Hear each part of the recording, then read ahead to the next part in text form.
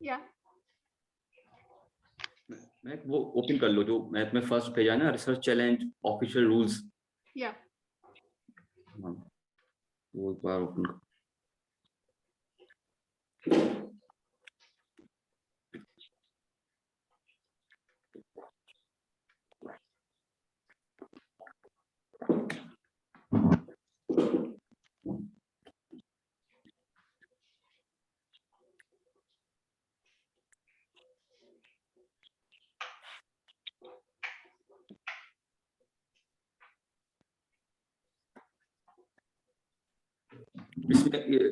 इसमें महक page number हाँ बोलो। इसको आय करो जरा। Can you repeat? कम से कम मतलब 10 pages आगे करो, move like 10 pages. Somewhere it should be somewhere around 10 pages probably. No, आगे करो और आगे 15 पे चेक करो 15. Let me check.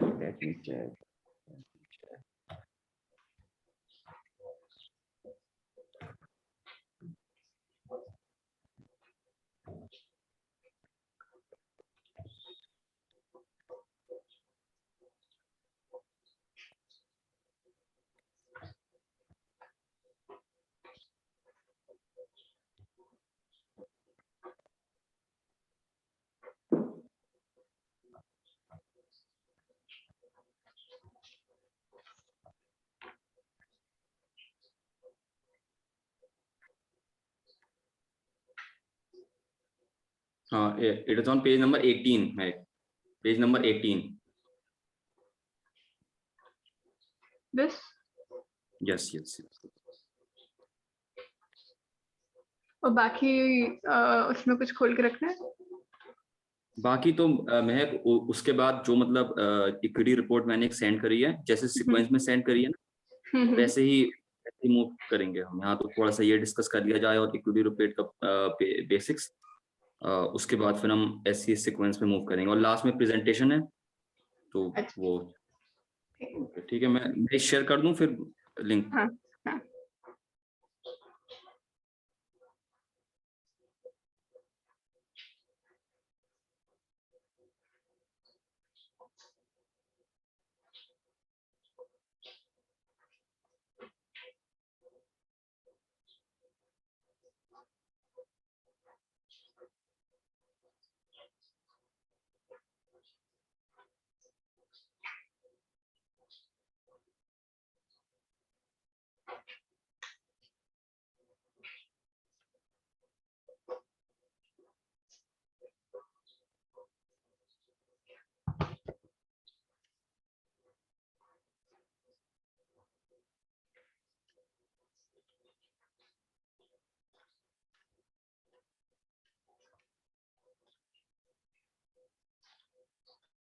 मैं ओपन टू ऑल कर दो, open to all.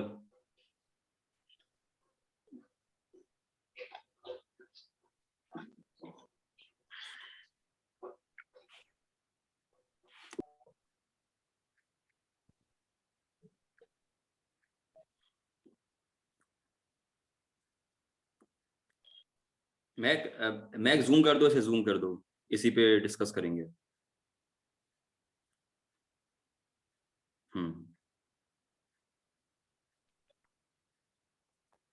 Good afternoon, everyone, and welcome to the discussion of equity research reports and especially the CFA Institute Research Challenge.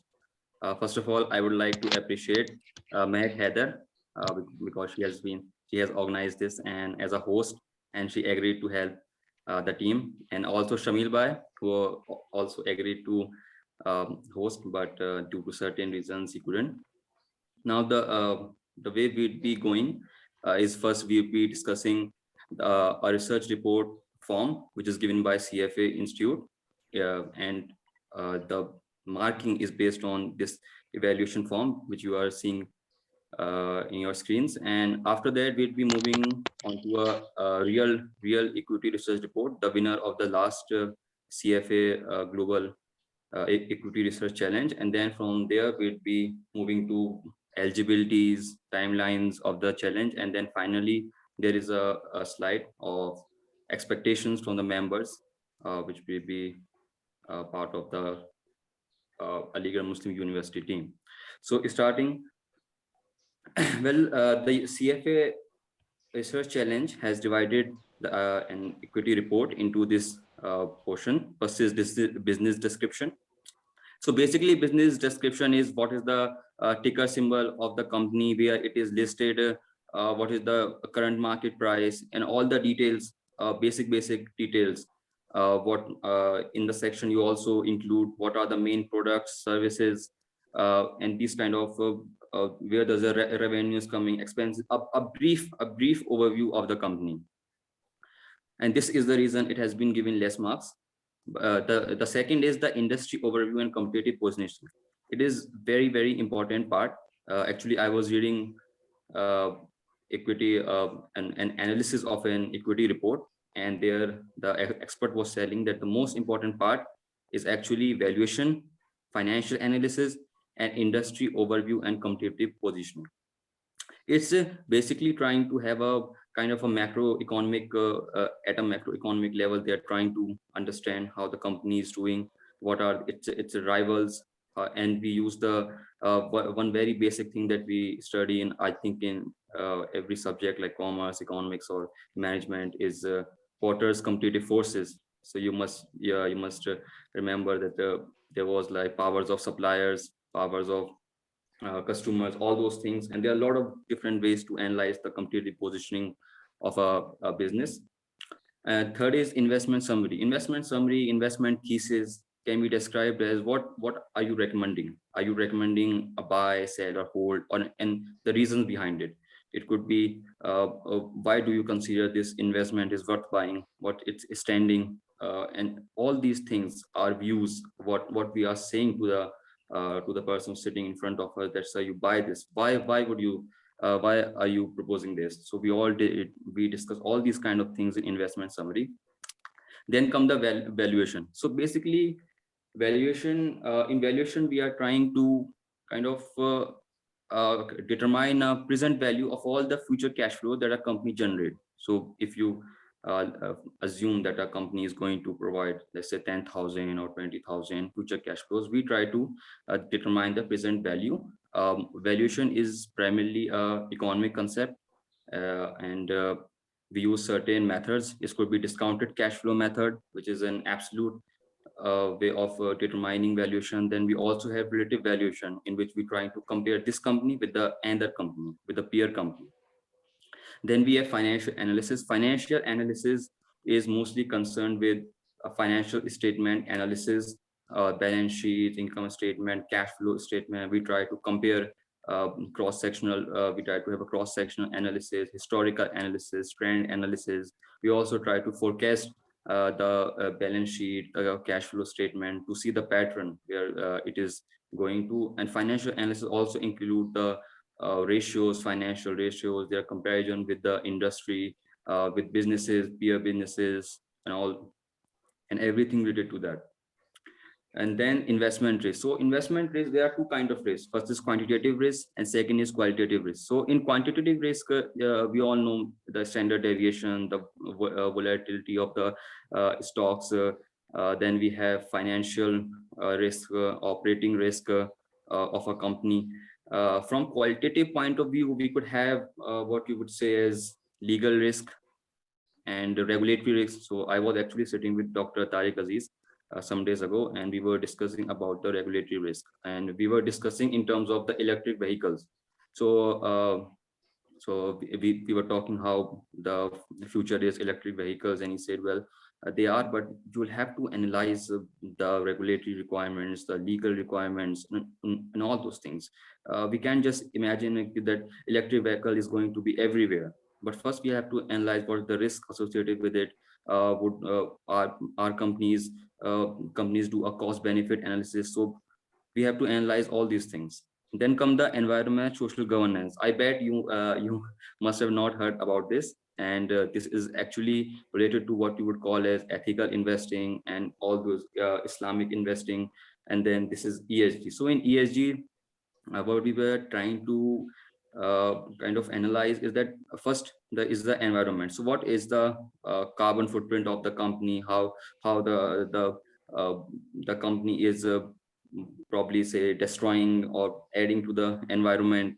And then the second is the social. So how the social governance, the governance program, how they are having these uh, you must have heard that these companies, they organize events for the society. They have certain events. You would also hear that certain corporates have these they give scholarships to the students. So all those things. And then the governance part is basically what are the standards of running the company, how are you running the company, are your audit department independent, or yes, of a corporate social responsibility. So how is what is the executive compensation? How are you paying? Certain cases you would see that CEOs are paying a lot of amount of money, and there are no the company is going into bankruptcy. So all these kind of factors we study in environment, social governance. I was reading a report by CFA Institute itself, and they actually say that in the future of finance is ethical. By ethical, I mean this environment, social governance, or Islamic finance, or all those related themes. There are a lot of analysis we do, thematic analysis, and we have negative screening. So a lot of factors are there. Now, from here, we would move. Meg, would you please show the research report? Yes.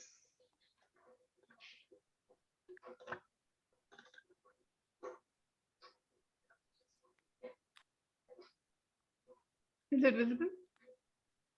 Mm-hmm. Okay, okay. So this is the front page. In the front page, it is the CFA Research Institute from where you are. Because this happened at the global level, so they have written all the details like CFA Society from where they belong. If we went over there, we will write CFA Society India and Aligarh Muslim University, and then we will discuss that this material is actually copyrighted by the CFA. So anyone cannot use it for investing purposes or for recommendation purposes. It's only for educational purposes. Kindly move to second page, man. So this is yeah. So this is okay. See well, in the first page we have Vestas. It's a win, and in the left side you can see all the data, or you will also see the target price, the market price, and valuation has been done, free float, shares outstanding, market capitalization, market cap has all been discussed. And at the top you could see there is recommendation. So recommendation is what you would come in investment summary. So basically you can see in the investment summary, we issue a buy. Yes, Meg. This is the most I think important part, that you assign three things. So it's buy, sell, or hold. So when you are saying buy, you look into some qualitative factors, and then you look at the price. And if the your targeted price is kind of greater than your current price, you say that it is undervalued and there's this little bit of upside. So in economic theory, we would say that after some time, the price is going to converge into the target price. That's how you try to try to think in an economic way. So we have investment summary. Investment summary would discuss your thesis. Why do you think it is buy? And then they would give you how they have calculated target price using discounted cash flow methods or other methods. Move to the next page. Ma'am.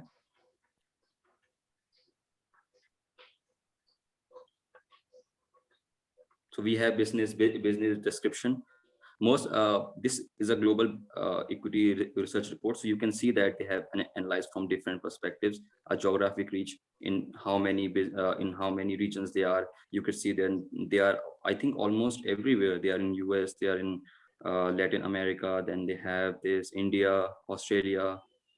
Yeah, so they are in a lot of places. Then we will discuss the company strategy, product highlights, what are their major products, sources of revenues, and all that. Move on, Mac.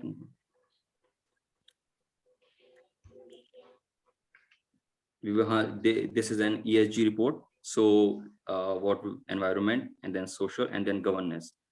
And you could see in the first line that has an exemplary governance structure facilitating future growth. So we try to understand what is the internal structure of the company, how they are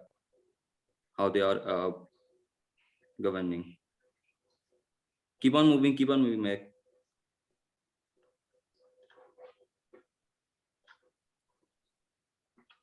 So we are discussed the competitive advantage, competitive positioning, and then the major part is financial analysis. One thing you see in the financial analysis that this report, whenever you are getting report, let's say that I got a report of 2019. So the current year, let's say, is 2019. So I'm trying to estimate the balance sheets, the financial statements. So you could see that E after 2020 E 2021 E. This means that they are expected. It's an estimated value. They're trying to use a statistical process, and then they are trying to estimate the future values.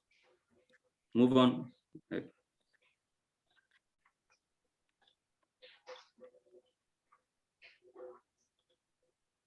Then we are discussing, okay, shareholders with high earnings and dividends. Okay, it's fine. Then we are discussing the valuation part. So, as I said, we have discounted cash flow valuation method, where you are trying to formulate a present value of all the future cash flows.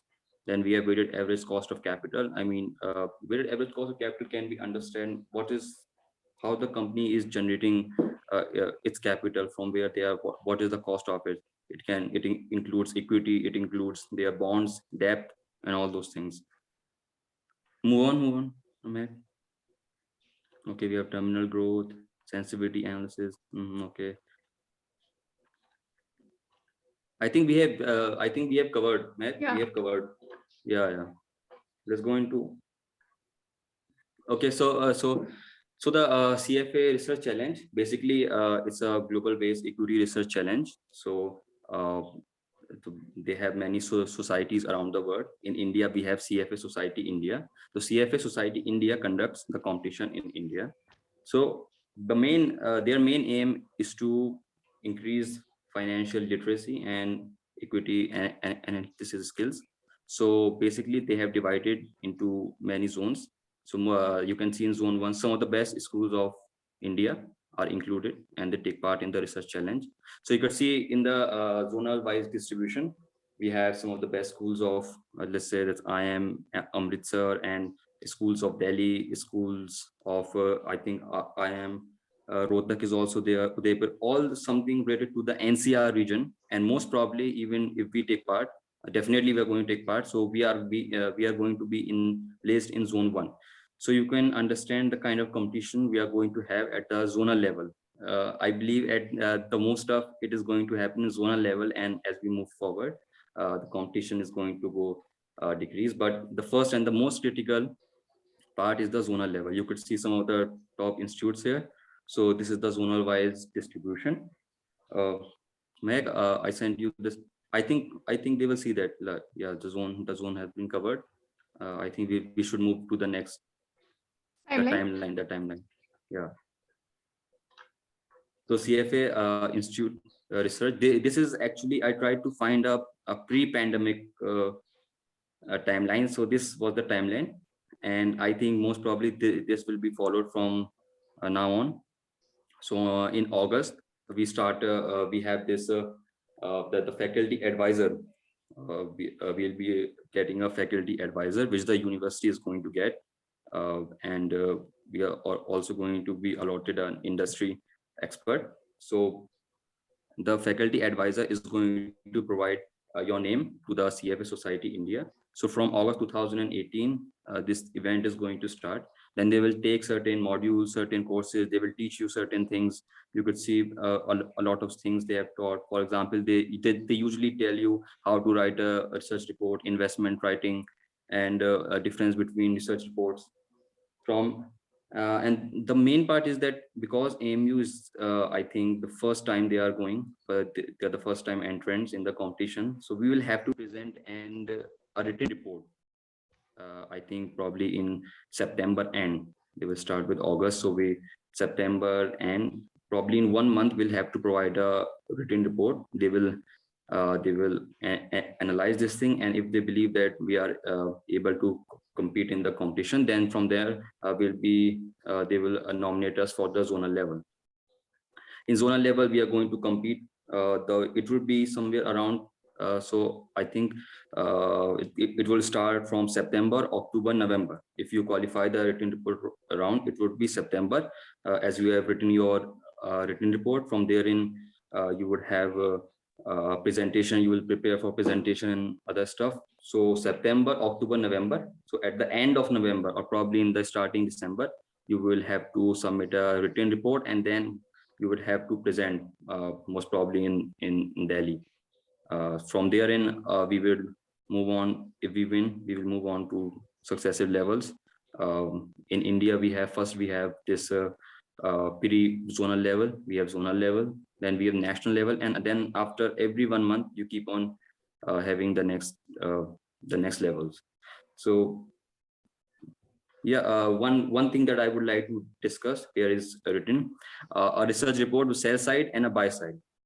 So basically the difference is that the sell side report is more what would say as a promotional kind of thing. So there was a time when investment managers used to be the sole people. So for example, they would buy from a sell side analyst their reports, and then they would analyze that report, and on that basis they will invest in the market.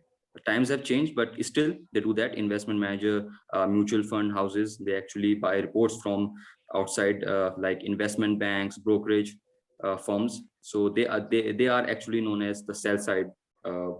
People who work there are known as sell side analysts. And a buy side could be described as an in-house research department. So they do not try to have this promotional.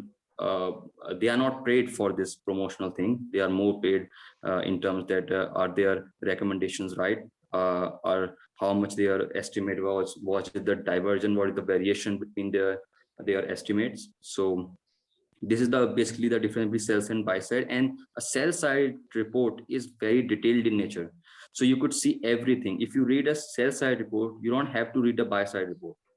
Sell side report contains everything, industry, their competitive analysis, everything. A buy side report is much less in those regards. So it basically is more like valuation and certain, and it's very company centric. You will not see industry as much industry analysis as in a sell side report. So that's a difference between the two.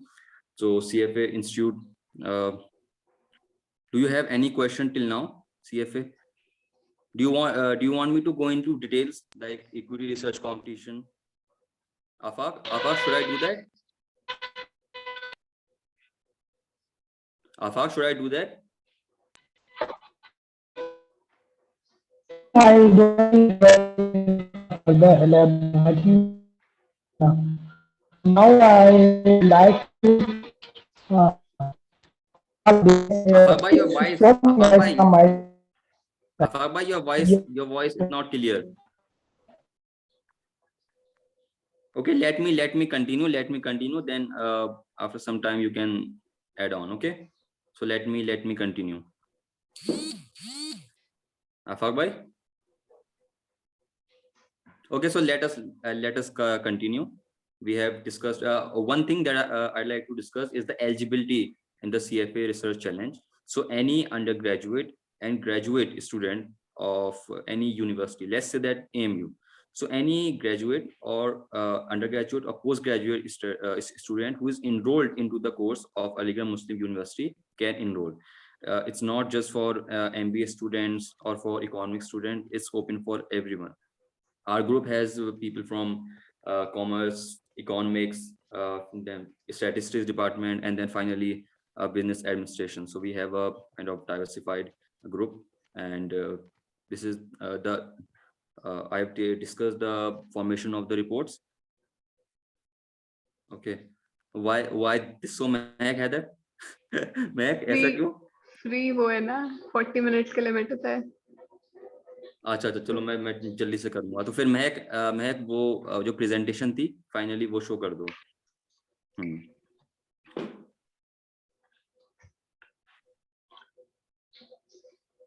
Okay, so what are the expectations from the members for CFA Research Challenge? So the next slide, Mehak.